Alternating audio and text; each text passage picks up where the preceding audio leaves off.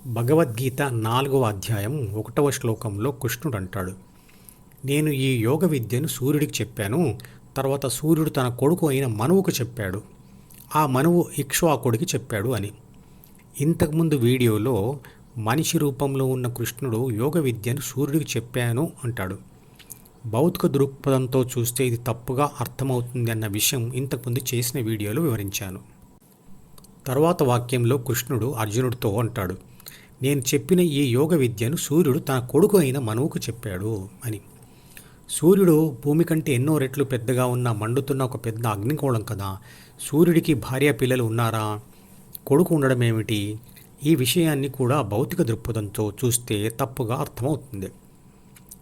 సూర్యకిరణాలలోని శక్తిని భూమి మీద ఉన్న మొక్కలు ఫోటోసింథసిస్ ద్వారా గ్రహించి ఆ మొక్కలు తమ కాయలు మరియు పండ్ల ద్వారా మనిషికి ప్రాణశక్తి లేదా ఆత్మశక్తిని అందిస్తున్నాయి.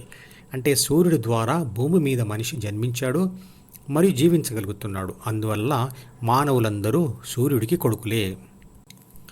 మానవులలో ఎవరైతే మొట్టమొదటిసారిగా యోగాభ్యాసం చేస్తూ తన 2 మనసులను విడిచిపెట్టాడో అతను మనువు.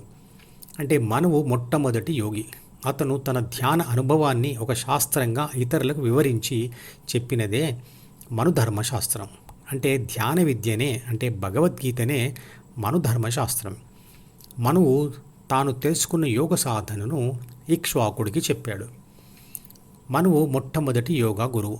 అతను స్థాపించిన గురుకులంలో ధ్యాన విద్య నేర్చుకోవడానికి శిష్యులు చేరేవాళ్ళు. కులం అంటే శిష్యుల సమూహం అని అర్థం అనుకుంటాను. తన కులంలో చేరిన శిష్యులను వాళ్ళు నేర్చుకునే శ్రద్ధను అర్థం చేసుకునే శక్తిని బట్టి శూద్రకులం, వైశ్యకులం, క్షత్రియ కులం మరియు బ్రాహ్మణ కులం అనే 4 కులాలుగా విభజించాడు. కులం అంటే శిష్యుల సమూహం అని ఇదివరకే చెప్పాను.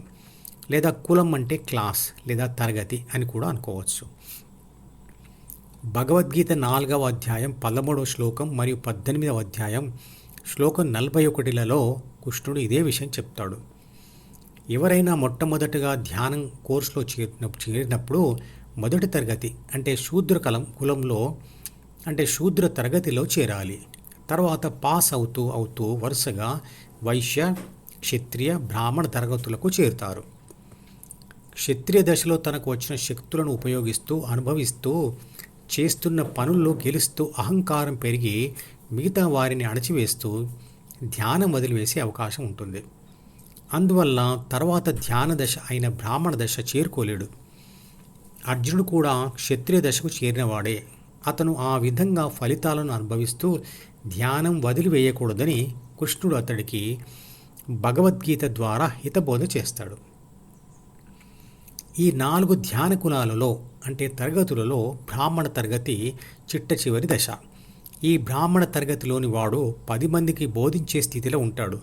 ఈ స్థితిని బౌద్ధ మతంలో బోధిసత్వ స్థితి అంటారు. బ్రాహ్మణుడు కూడా ధ్యానం చేస్తూ ఉంటే ఆ బ్రాహ్మణత్వం కూడా కోల్పోయి బ్రహ్మ అయిపోతాడు, లేదా దేవుడై లేదా విశ్వశక్తి అయిపోతాడు. ఇదంతా ధ్యానం చుట్టూ తిరుగుతున్న విషయం.